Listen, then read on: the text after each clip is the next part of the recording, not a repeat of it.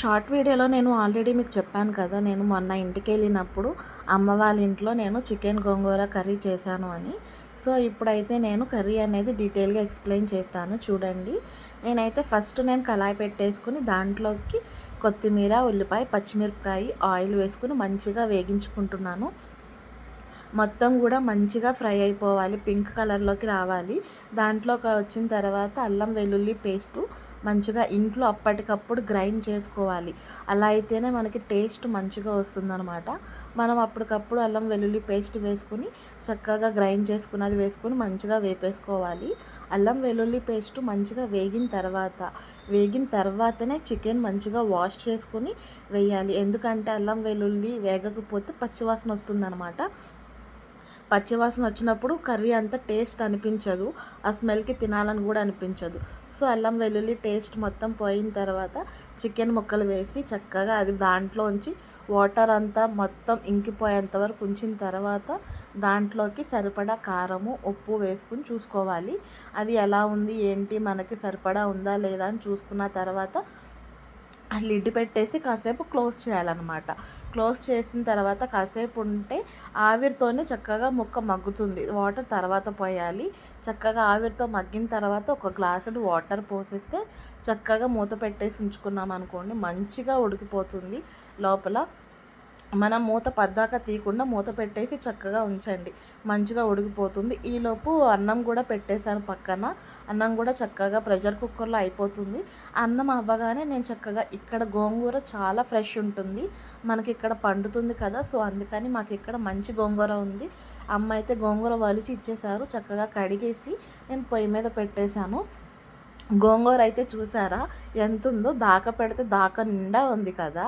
గోంగూర మగ్గేపాటికి ఎంత టైం పడుతుందో చూడండి. ఆల్టర్నేటివ్గా ఓ పక్కన కూర అవుతూనే ఉంది, ఓ పక్కన రైస్ అయిపోయింది, దాంతోపాటు గోంగూర కూడా మనం చక్కగా ఉడికించుకుంటున్నాం అనమాట. అలా రెండు ఒకేసారి చేయడం వల్ల మనకి ఇంట్లో గ్యాస్ అయితే సేవ్ అవుతుంది.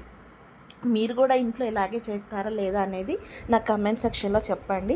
చక్కగా కూర చూసారా, చక్కగా ఒక పక్కన గోంగూర పెట్టేసి కూర చూసుకుంటూ ఉండే ఎలా ఉడికింది ఏంటి, టేస్ట్ ఎలా ఉంది అనేది అయితే నేను చూసుకుంటున్నాను. దాని తర్వాత గోంగూర వరకు వెళ్ళొచ్చు అని. సో గోంగూర అయితే కొంచెం టైం టేకిన్ పని, ఎందుకంటే మొత్తం మగ్గిపోవాలి. గోంగూరలో వాటర్ వస్తుంది కదా, అది కూడా మొత్తం మగ్గిపోయేంత వరకు ఉంచాలి. సో అప్పటి వరకు కూర చూసుకుని మనం గోంగూర దగ్గరికి తర్వాత వెళ్ళొచ్చు అనమాట. గోంగూర చక్కగా ఉడుకుతుంది అనుకునేసరికి చక్కగా ఇది మూత పెట్టేసి గోంగూర చూసుకోవాలి.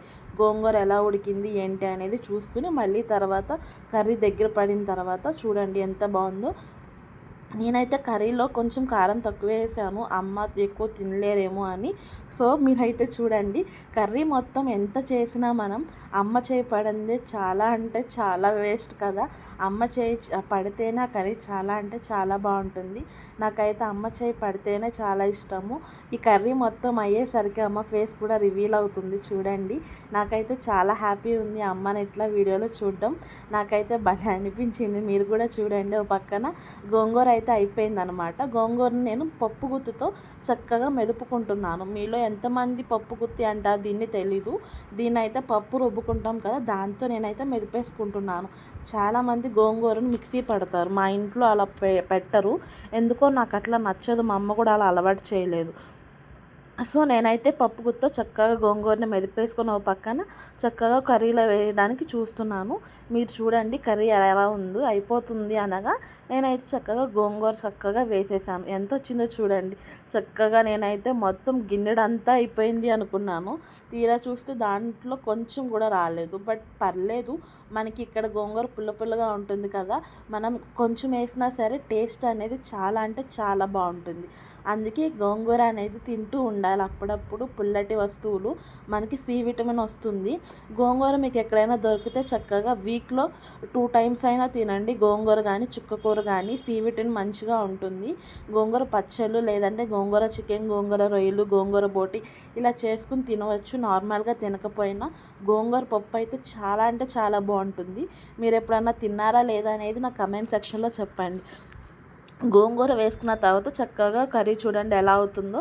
నేను మొత్తం చూసుకుని పెట్టాను పక్కన. ఎట్లా ఉంది, చక్కగా ఉడుకుద్దిలే, కొంచెం గోంగూర పులుపుతనం అనేది ముక్కకు పడుతుంది అనేది కాసేపు పెట్టాను నేను పక్కన.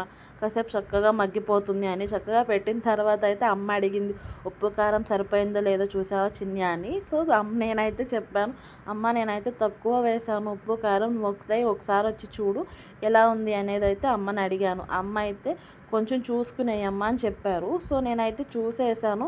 బట్ తక్కువ అయిద్దేమో అనిపించింది నాకు కూడా, ఎందుకంటే గోంగూర పుల్లగా ఉంది కాబట్టి కొంచెం కారం పడుతుంది. నేనైతే డౌట్గానే ఉన్నాను. మా అమ్మ చూసిన తర్వాత మళ్ళీ వేయొచ్చులే అని.